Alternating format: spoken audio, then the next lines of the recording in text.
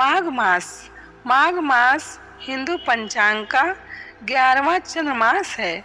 इस मास में मघा नक्षत्र युक्त पूर्णिमा होने के कारण इसका नाम माघ रखा गया है। मघा युक्ता पौर्णमासी यत्र मासे सह।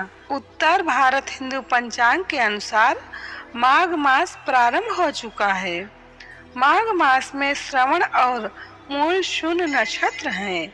इनमें कार्य करने से धन का नाश होता है।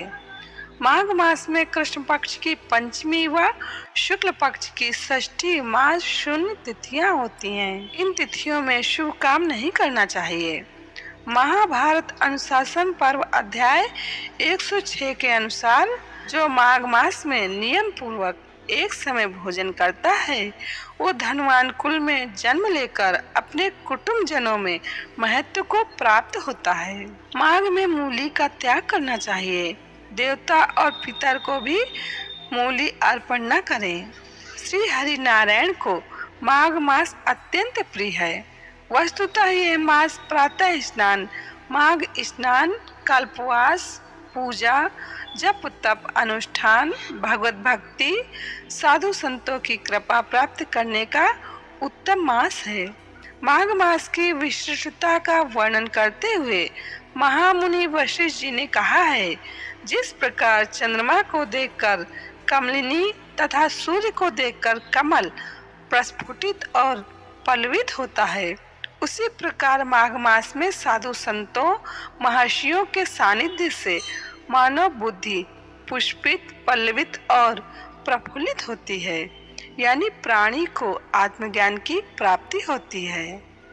पद्म पुराण उत्तर पर्व में कहा गया है, जैसे ग्रहों में सूर्य और नक्षत्रों में चंद्रमा श्रेष्ठ हैं, उसी प्रकार महीनों में माघ मास श्रेष्ठ है।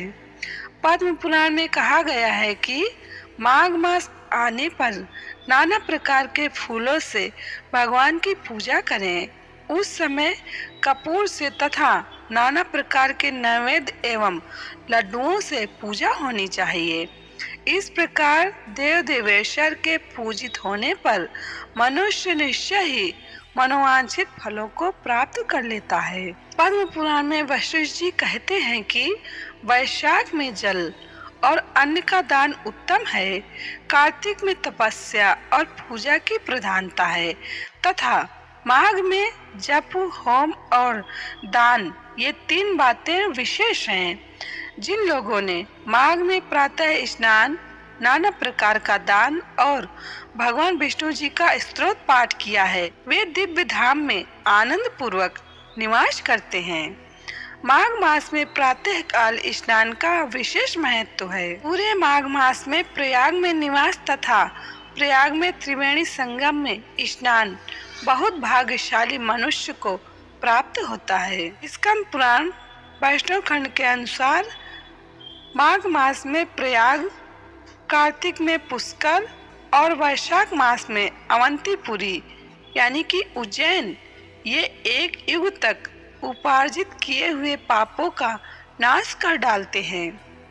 ब्रह्मवैवर्त पुराण के अनुसार जो व्रती पुरुष चैत्र अथवा माघ मास में भगवान शंकर जी की पूजा करता है तथा वेद लेकर उनके सम्मुख रात दिन भक्ति पूर्वक नृत्य करने में तत्पर रहता है, वो चाहे 1 मास, आधा मास, 10 दिन, 7 दिन अथवा 2 ही दिन या 1 ही दिन ऐसा क्यों न करें, उसे दिन की संख्या के बराबर युगों तक भगवान शिव जी के लोक में प्रतिष्ठा प्राप्त हो जाती है। माघ में तिलों का दान जरूर करना चाहिए। विशेषतः तिलों से भरकर तांबे का पात्र दान देना चाहिए।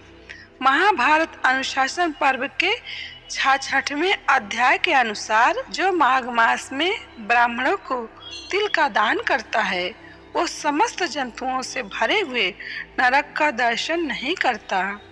माघ मास के शुक्ल पक्ष तृतीया को मनवंतर तिथि कहते हैं। उस दिन जो कुछ दान किया जाता है उसका फल अक्षय बताया गया है। पद्म पुराण सृष्टि खंड में वर्णन है। इंडिया एक्सप्रेस आपको दिखाए सच का।